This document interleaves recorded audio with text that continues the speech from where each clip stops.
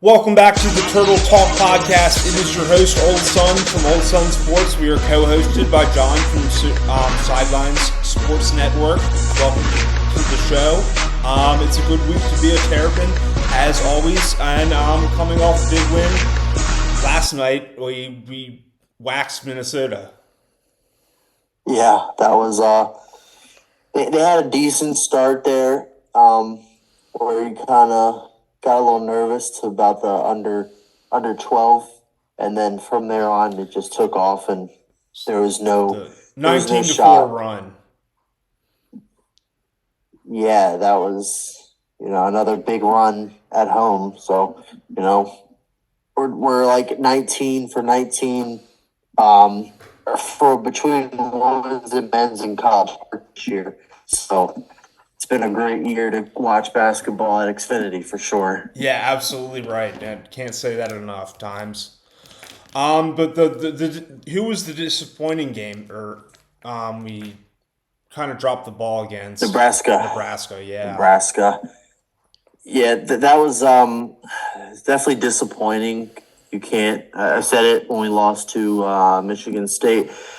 That we shot 33% from the field, and you can't win games like that. You can't win games like that. Ian Martinez shot bad. Dante Scott shot bad. Even Jameer Young had an off shooting night where it wasn't terrible, but having games where your important players aren't on it. And I will give one player his flowers, Julian Reese, 16 points and 16 rebounds in that game. Yeah. And he's just looking like a difference maker. I think he's really his development's been phenomenal. Absolutely, yeah. I've been really excited to see since the first Edey matchup, the aggression he's played with since. It's been a breath of fresh air for Julian what Reese. Kevin Willard calls a freshman. Yes. Yeah, Julian Reese is really coming into his own. And what did he have last night? 21 points. Yeah. Let me pull up the. Yeah, I have the stat line. Yeah, close by. I think Hakeem Hart also had a really solid game 20 points from Hakeem Hart, 6 of 9 from the free throw line, 6 of 8 from the field. Very efficient Hakeem Hart night. That's what he does. Yeah, he's been stepping up. Where even Dante Scott, I'll give him his flowers too. 7 for 9. He was dominating his matchups. And, I think we should obviously be dominating the matchups just because Minnesota is not a very talented team. I hate to say they're very young. Yeah. I don't say they're, horrible, but, they're not really bringing in the talent. And I want to say even Don Carey caught fire for a minute. Yeah, I mean, he's been stepping up, and in a time where you are going to need Don Carey to step up. You need Don Carey to step up in March. That's for sure. March is you need two. Usually, national championship teams have 2 lead guards that if shit breaks down, they can get a bucket. And we already got one for sure. And Carey, Carey, the last couple games has been really creative. Creating a shot, creating shots for others.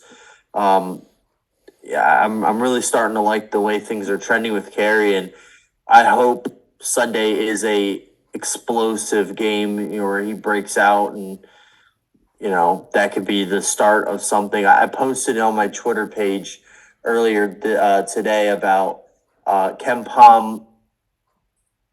Since its inception, every national championship has been top 39 in offense and top 22 in defense. And Maryland is 31st in offense and 28th in defense. So not exactly there on the defensive side of the ball just yet. But, honestly, I think our defense has been solid given, we've had breakdowns. Obviously, Michigan game was a breakdown. UCLA was a breakdown. The first half of Wisconsin, first half of Minnesota were kind of breakdowns in terms of our defense that are kind of lowering our stats. But I think overall we're pretty good defensively, and I think our offensive rating is great considering what I think our actual offense is. Honestly, I don't watch every team every night, so I don't know. But when I look at our team, I don't really see top 31, maybe top 50. But, Yeah. if we can get that 3-point shooting, I absolutely think we can be top of, very dangerous in March. It's just Yeah, the part I'm that we're starting missing. to buy the argument that we are going to be a dangerous team in March. That's my bottom line. Yeah. Yeah. Well, yeah, I think dangerous is right. Not It maybe just not maybe depends. not a sure bet, but dangerous is a good way to. I want to say we are, but we could be an 8-9. I saw one bracketology have us an 8-9, and then we win that game and we play Houston immediately. So it really all just depends. You want to be on that sweet spot in seeding. I would think like 5 or 6 seed.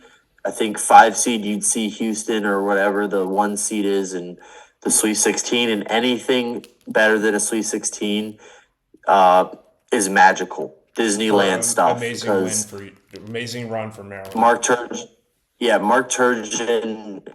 had never had us in Elite Eight, and he, although his best shot was canceled, I highly doubt that that team would have got it done, just because he's at the helm. I think the ceiling is the roof, or whatever. The roof is the ceiling, whatever the saying is. Yeah. So definitely expect to make a deep run in March, or hope to make a deep run in March. Yeah. So let's talk about the game Thursday. No, let's talk about the game Thursday. We cannot miss out on the Purdue game. Yeah. The Purdue sellout crowd. What up? It's kind of blows my mind. It's been that long since the Purdue game. I thought, wow, we haven't done a pod since then. But it's cool. Yeah, let's talk about the Purdue game. Sorry, I had to sneeze. Yeah, that was what a game to go to. I took off work early to go, and just from loonies before the game, the hype before the game, and just the perfectly timed timeout Kevin Willard made. It was perfect. Court storming. Everyone probably saw the video. Just perfectly orchestrated. It was perfect. I mean, that was the best game I've ever been to, and I usually don't like doing things alone just because I'm awkward. But 29-4 run, that's phenomenal. We just could not miss. Could not miss in the second half. That came against Purdue, one of the top teams in the country. Well, I will say, maybe the court storming was a little bit too. I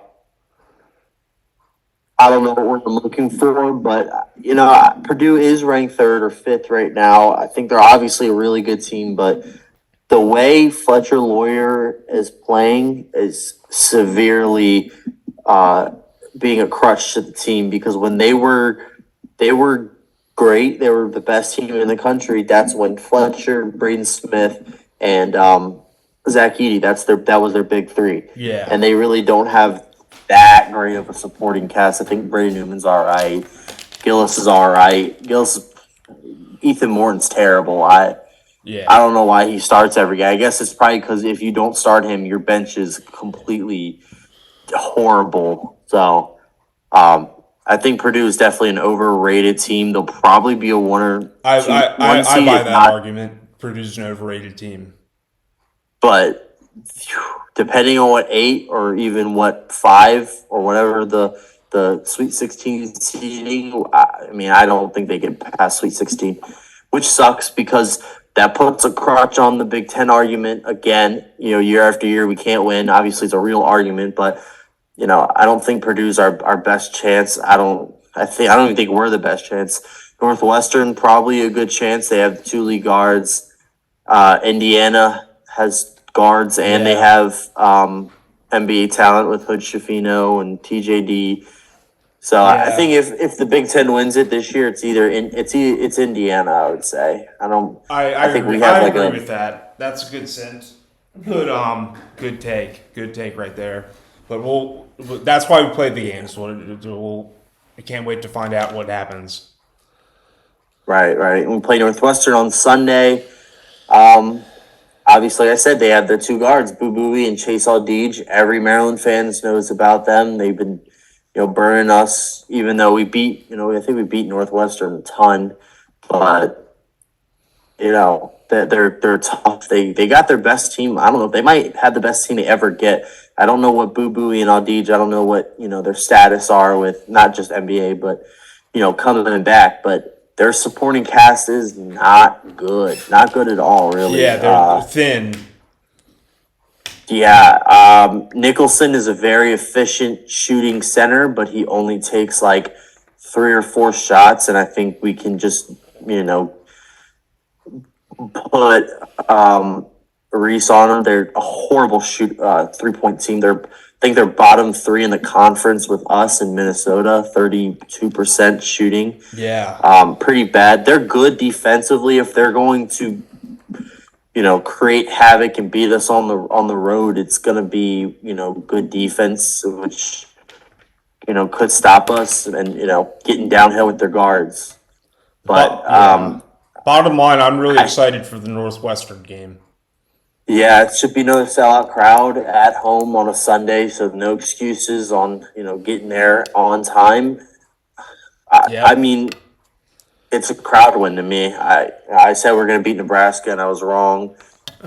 But I thought we were going to beat Nebraska too. Northwestern. Yeah. I mean, yeah. It's so hard to I said on the last podcast we were going to go 2-1 this week, but I didn't get the games right. Yeah.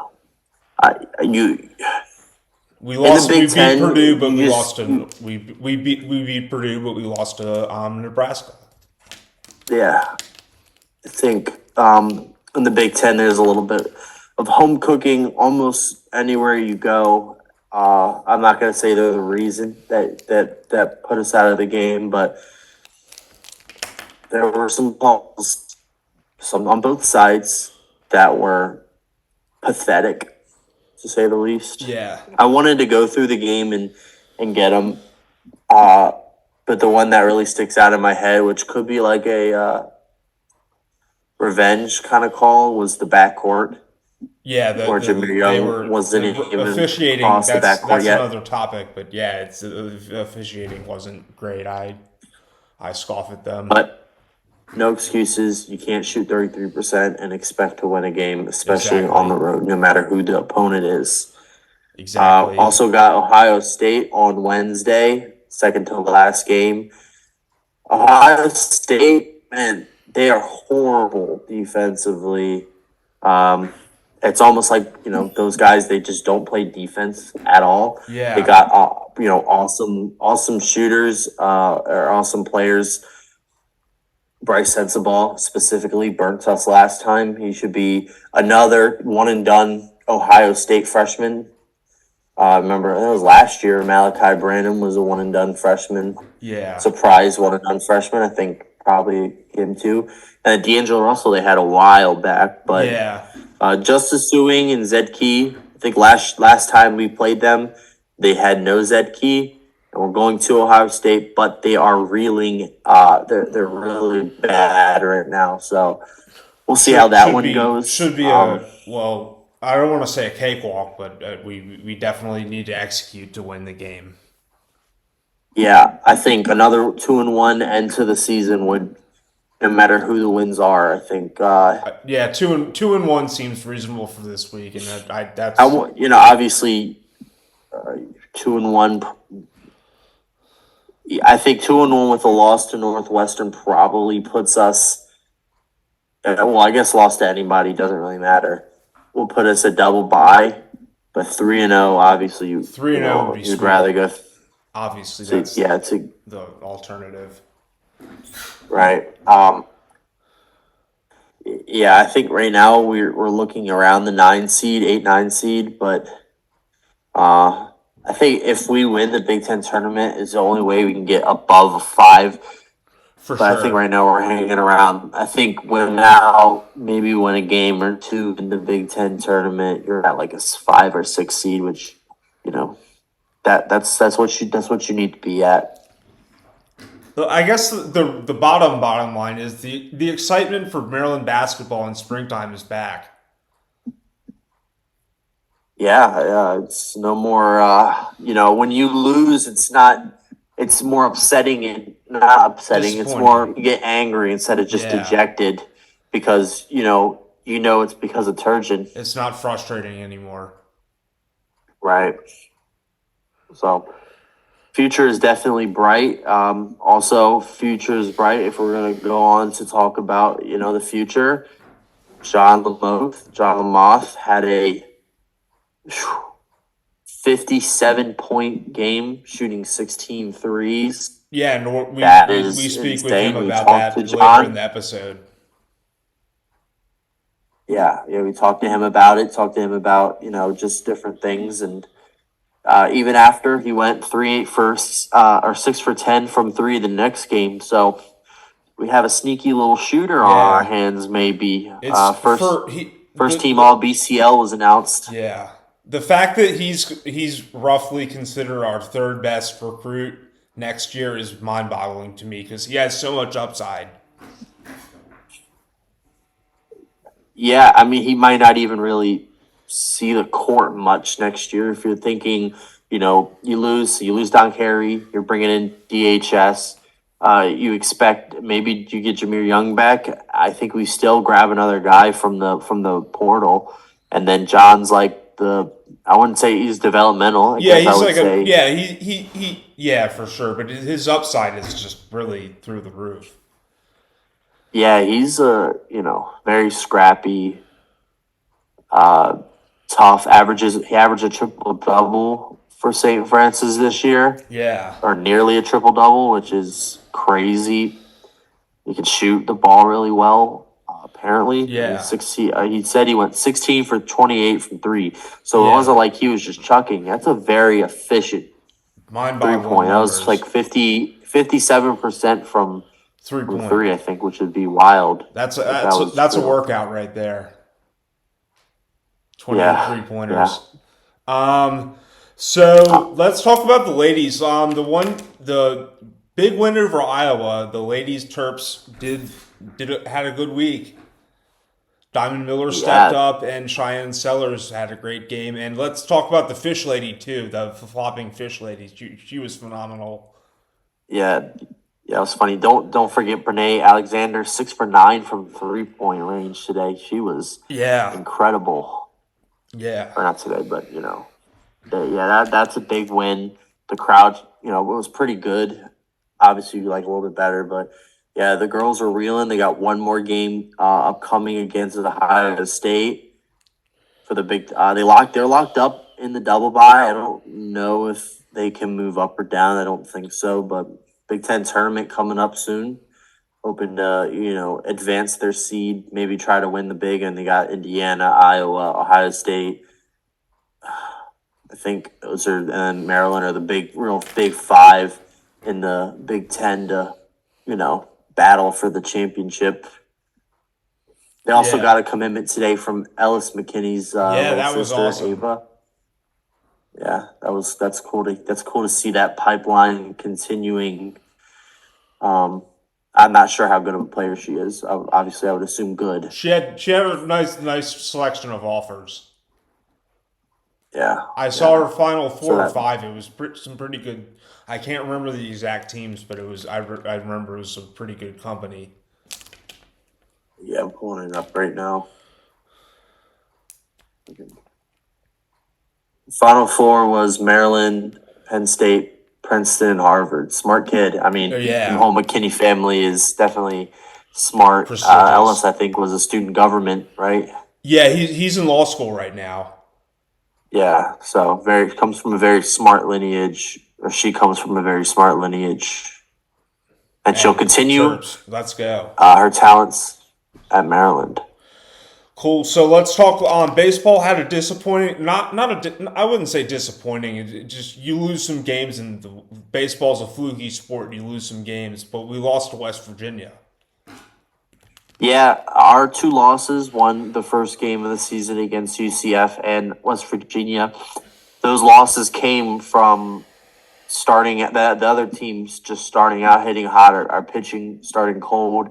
And in each game, we battled back to lose within one or two, but just couldn't get over that hump. So pitching early is, I wouldn't say an issue. Guys got to get into a rhythm. So I don't want to say fluky, but it could be. You just got to get it fixed ASAP. You know what I mean? Absolutely. I think we go. It's going to be hard to get it fixed when you're playing the reigning national champions in a 3-game series and then play them again in a tournament in 2 weeks. Yeah. So I think it's more like a get right quick because you need to. Like there's no other option right now. But even if they get through this little tough skid, they're still top of the Big Ten, and I expect them to, start picking it up a little bit, after the tournament, or even if they could start picking it up at Ole Miss, that'd be great. That would be ideal for sure. But exciting stuff. Right. The temperature will warm up, and hopefully the bats will warm up too. Yeah. I think the bats are pretty good right now. Well, yeah, I'm not saying the bats are bad, but it's just saying that as the temperature rises, people start to mash baseballs. Well, I mean, they did have a colder week after hitting, it was like 3 for 3 on grand slams to start the grand year. Slam thing is a very cool thing. That was kind of a inflating stats because really, in all honesty, we didn't hit that great. But you see a lot of runs on the board, and you think we hit great. We didn't really hit all that great, but I think we've battled back, and I think our numbers are becoming better and better. So for sure, early in the season, so it's like you said, it's kind of a wash. It's hard to judge, especially in a rhythm sport like baseball. Exactly. So last thing we'll do, I guess, you want to do the Mount Rushmore of big men, Maryland Mount Rushmore big men. Yeah, I mean, I got if you want, I have a list of a few to throw out. We could talk about football first. Oh wait, I knew we were missing something. Yeah, you're right. Well, yeah. So Charlie Strong was on campus last week. There's no real secret about that anymore. And there was another name that I will not say that was also on campus, and 2 bigger names that could be, additions to the staff very shortly. That'd be, pretty good. Yes. The spring game was announced. Unfortunately, I will not be able to go. April 29th, right? April 29th, that's Maryland Day. Whenever they announce Maryland Day, just expect that's the day of the of the spring game, and it was the same weekend last year. So it's going to be probably around late April every year. We got a couple of kids coming to campus for that. We got a couple of kids coming next week. So if you thought recruiting was going slow, it's going to start picking up here pretty shortly. It's good news. Some great names that we're in on. Just one, Ami Finau's cousin, Greg, like distant cousin, but cousin nonetheless. Offensive lineman in California. Mm-hmm. You talk about your guy from City or Poly. Yeah, Jameer Powell Watson. Yeah, he'll be on campus been blowing soon. Up pretty lately. He's been getting a lot of good offers lately. Yeah, so recruiting will pick up. We'll have whatever is public. We'll have all that. We'll break it down a little bit. Talk about the players. I don't know about it. I think we can maybe expect our first commitment within the next month. I would think that'd be cool. Great. Or safe to assume maybe the next 2 months by May. Yeah. Yeah. All right. Mason Lunsford, unfortunately, hit the transfer portal this week. Yeah. That was kind of the big news. Definitely a loss, but not a Max huge loss. Max McCree also, I don't know if he hit the portal, but he's not listed on the team on the website. So Interesting. two offensive linemen that you definitely don't want to lose. Lunsford, and a lot of people don't have a great opinion on him, just because I think he's a solid lineman. There's guys that I have a healthy respect for him, but it's not a backbreaking loss. and if you have never heard him speak, I don't know what his TikTok handle is, but find an interview with him. Just find an interview with him. You will be shocked. Yeah. Shocked. Mason Lunsford. He does not talk like you would think.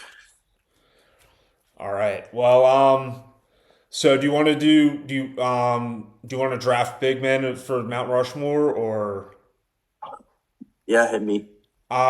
you can go first. Uh, I'll start with the player that gets the most pop when you hear the I got Maryland Pride. I'll go with Bruno Fernando. Oh, Obviously, great selection. yeah, he's dominating big.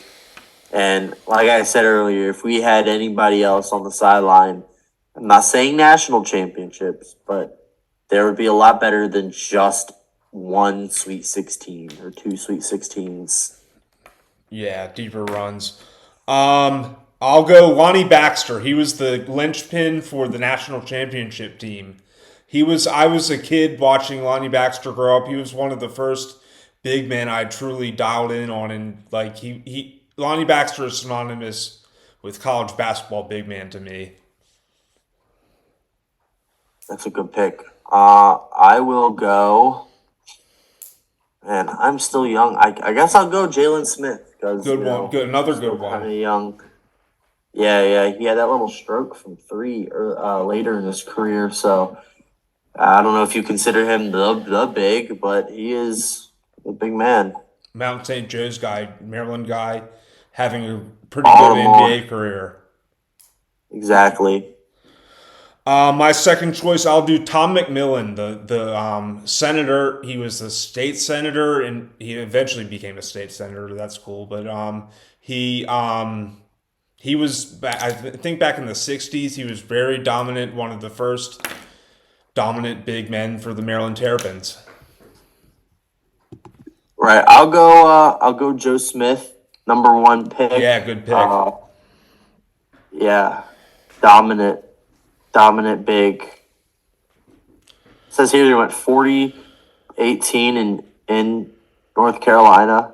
Yeah, Joe Smith's had some great games. Crazy. He went off. That's crazy. I'll go Terrence Morris from Frederick. He was a starter on the Final Four team the year before we won the national title. Another homegrown guy. He was kind of didn't live up to expectations in the NBA, but he was a great Turk. Yeah, absolutely.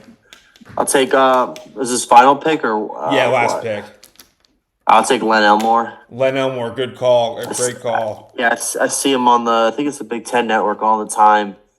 Him and pretty seems like a pretty good guy. Yeah, definitely. Great commentator, great guy, great Terp. This is kind of a homer pick, but he was my guy my freshman year. Jordan Williams. He was a walking bucket. He was 20 and 10. I think he averaged a double my freshman year. It was his sophomore year. He kind of foolishly declared for the NBA draft. He wasn't ready, but he was a really dominant big man in one of our final years in the ACC. Yeah. All right, cool. That'll wrap things up. Thank you for listening. Our interview with Jonathan Lamoth is coming right up next, and thank you for listening, folks. Always a great week to be a Terp. Yes, sir.